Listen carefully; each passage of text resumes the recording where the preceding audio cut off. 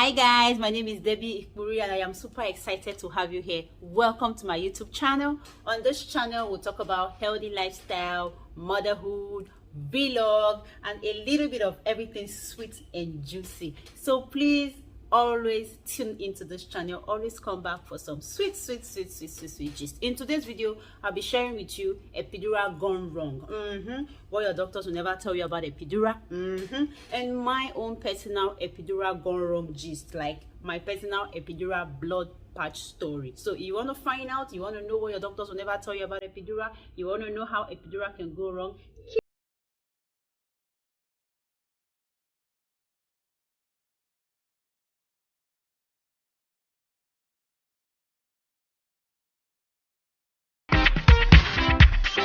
and I actually never imagined that epidural could go wrong. That is how naive. Call me naive, you know. That is how much faith I have in these doctors. I never ever imagined that epidural could go wrong. And for those watching who are wondering what is epidural is the how do I explain it? Epidural is more like the procedure that you go through when you're trying to give birth.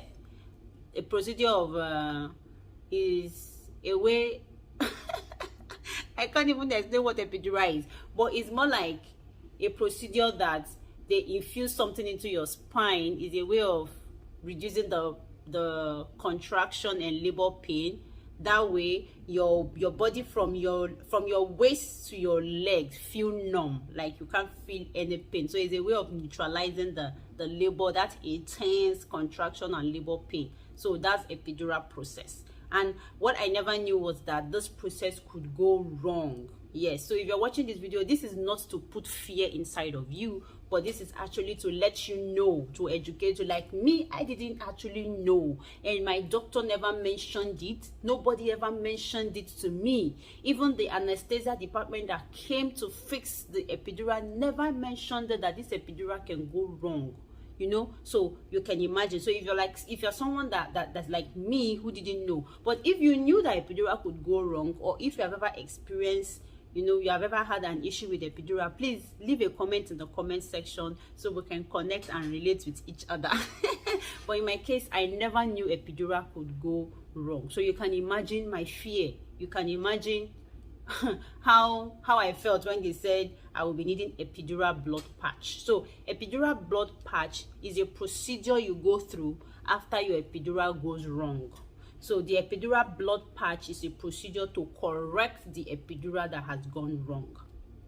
So I'll be attaching the actual video I made the day I came back from the hospital after the epidural at the end of this video. So keep watching so you actually hear the first-hand gist after the day I made it. I'm actually making this video 6 months. My video will be 6 months in a few days time. So I'm making this video 6 months after my epidural blood patch experience.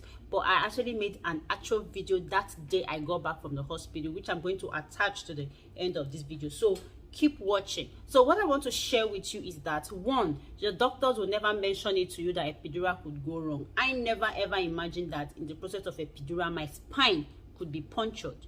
So because epidural is fixed on your spine, and what happens during epidural is that epidural is given to you at the process, almost at the peak of your contraction. You're already contracting, you're already feeling that labor pain, you're already contracting, and when they are giving you epidural, you are expected to hold yourself still even in the midst of that contraction. That is one hard job to do, and that's why the person giving you the epidural has to be, you know, has to be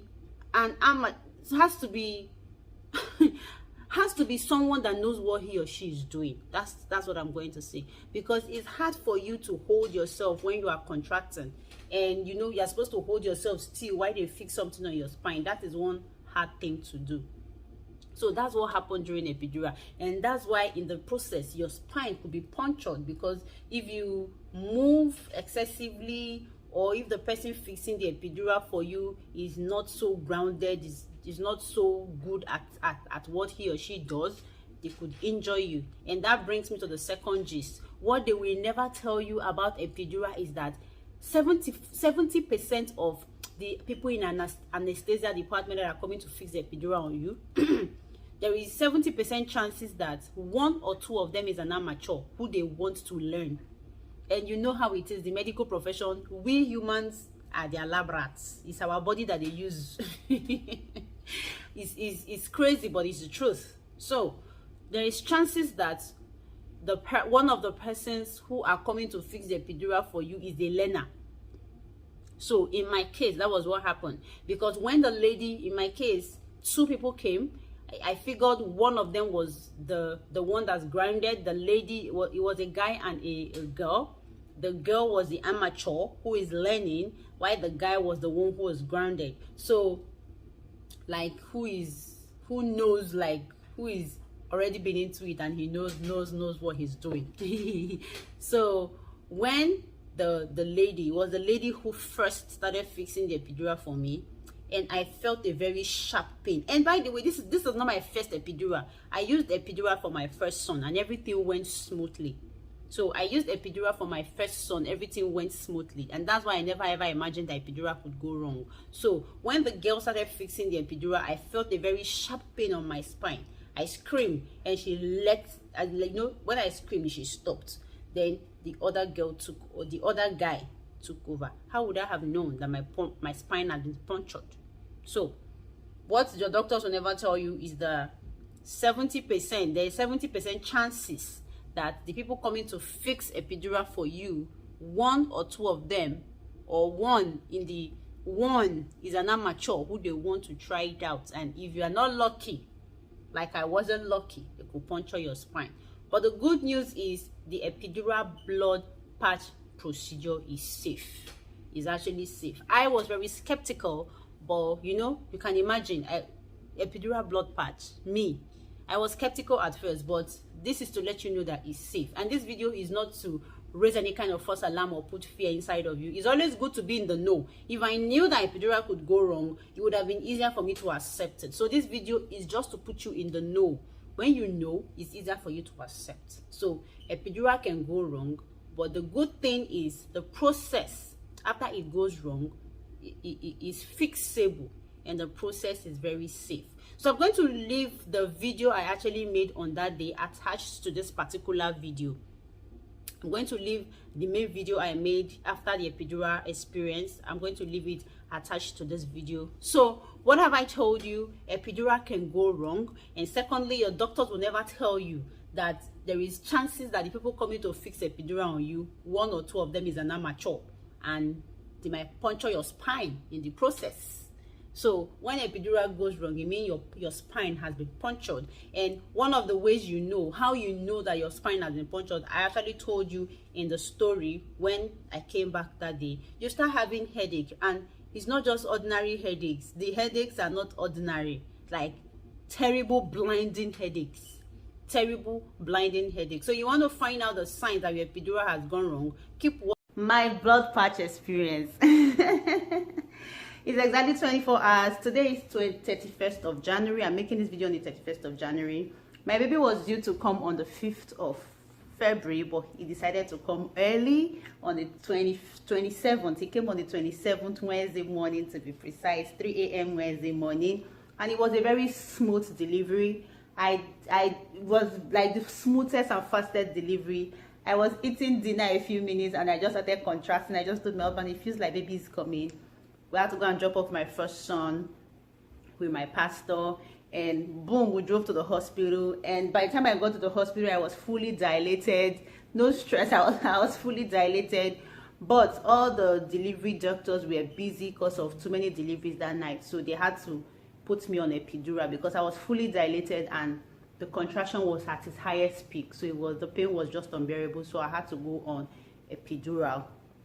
Yeah, so I noticed the two people that came to fix the epidural, it feels like one was an amateur and one was an expert. So for some reason, the amateur was asked to fix the epidural first, and I felt the pain on my spine. I screamed and she had to stop. Then the other guy came and took over. So I'm sure in the process, because I felt the sharp pain. I felt that sharp pain. In the process, she had already punctured my spine, but So I had the epidural and the doctors came, and in less than 10 minutes I had my baby. Like I said, my delivery was the smoothest and fastest, and After my delivery, I felt very good. I felt okay. I was good. I was sound, especially because I didn't have any tearing. My first baby, I had episiotomy, so you can imagine the pain. But this one, there was no tearing, so I felt so good. I felt very, very good. Like, very, I kept telling my husband, I feel so good. I don't even feel like I just had a baby. I feel so good. I felt so good throughout Wednesday. So on Thursday, my baby was booked for circumcision, so we couldn't leave the hospital because after circumcision, he had to be monitored.